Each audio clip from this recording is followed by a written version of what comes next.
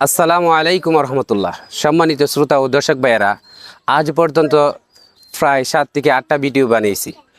কোনো একটি ভিডিও যদি আপনাদের কাছে কিঞ্চিত পরিমাণ ভালো লেগে থাকে তাহলে আমার চ্যানেলটিকে আপনারা সাবস্ক্রাইব করে আমার সাথে আমার পাশে আপনারা থাকবেন।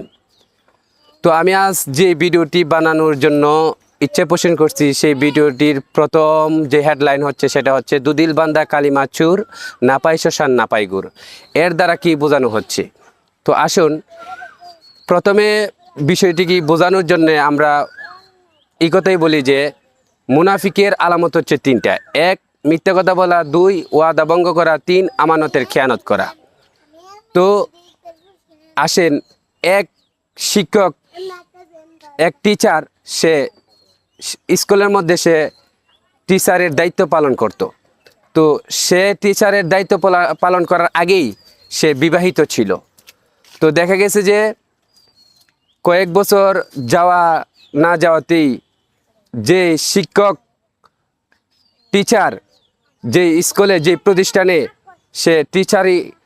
সে টিচারের দায়িত্ব পালন করত, তার সাথে ছিল কয়েকজন হিন্দু ম্যাডাম।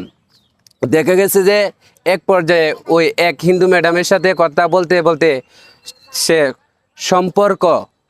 সম্পর্ক স্থাপন করে নিল।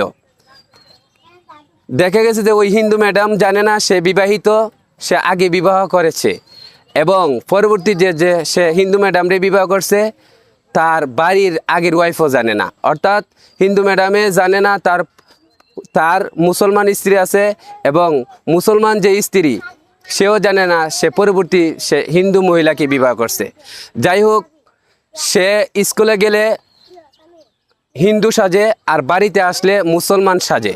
আসলে কিন্তু সে প্রকৃতপক্ষে একজন মুসলমান।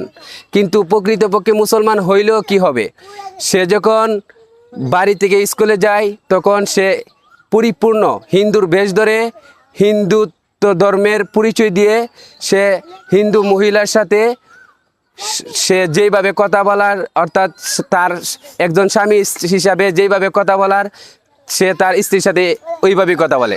আবার যখন সে বাড়িতে যায় তখন সে ওই মুসলমান স্ত্রীর সাথে যেভাবে কথা বলার ওইভাবেই কথা বলে। একদিন দেখা গেছে যে ঘটনাক্রমে সে মারা গেল। মারা যাওয়ার সময় যখন গেল তখন তার হিন্দু স্ত্রী এই খবর পাইয়া সে মুসলমানের বাড়িতে যাইয়া তার স্বামী দাবি করলো, এবং দাবি করতে যাইয়া সে ডকুমেন্ট প্রমাণগুলো আনলো। দেখা গেছে যে সত্যি তার স্বামী। তারপর মুসলমান স্ত্রীর কাছে এই আবদার জানানো হলো যে সে যদি আপনার স্বামী হয়ে থাকে আপনারা ডকুমেন্ট দেন। তারাও ডকুমেন্ট আনলো।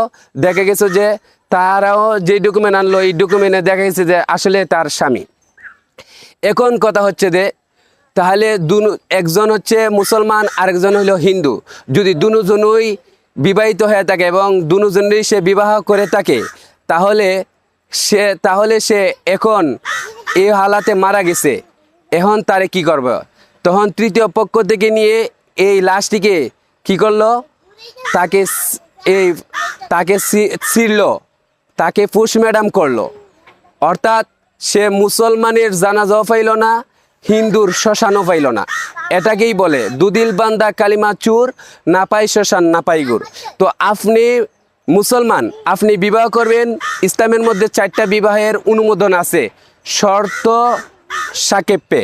তো আপনি 4টা বিবাহ করেন, সমস্যা নাই। কিন্তু আপনার যদি এই সম্বল, আপনার যদি 4 বিবাহ করার মতো অধিকার থাকে, আপনার যদি শক্তি থাকে, সামর্থ্য থাকে, আপনি 4 বিবাহ করেন। কিন্তু আপনার স্ত্রীর আড়ালে আপনি কেন এটাকে গোপন রাখবেন? দ্বিতীয় বিয়ে করেন বা তৃতীয় বিয়ে করেন বা চতুর্থ বিয়ে করেন, আপনি কেন এটাকে আড়াল রাখবেন? যদি এইভাবে আমরা কোনো মুসলমান বিবাহ করি এবং দেখেছে যে বিষয়টাকে আড়াল করি, আমাদের মৃত্যুর পর ঠিক এমনই অবস্থা হবে। তো আমরা যদি আল্লাহ রাসূলের পথে চলতে যাই তাহলে বিবাহ 1টা বা 2টা হোক, কিন্তু কোনো বিষয়কে গোপন করা যাবে না। আল্লাহ রাসূল সাল্লাল্লাহু আলাইহি সাল্লাম বলছেন, আমার পক্ষ থেকে কোনো বাণীকেই যাতে গোপন করা না হয়।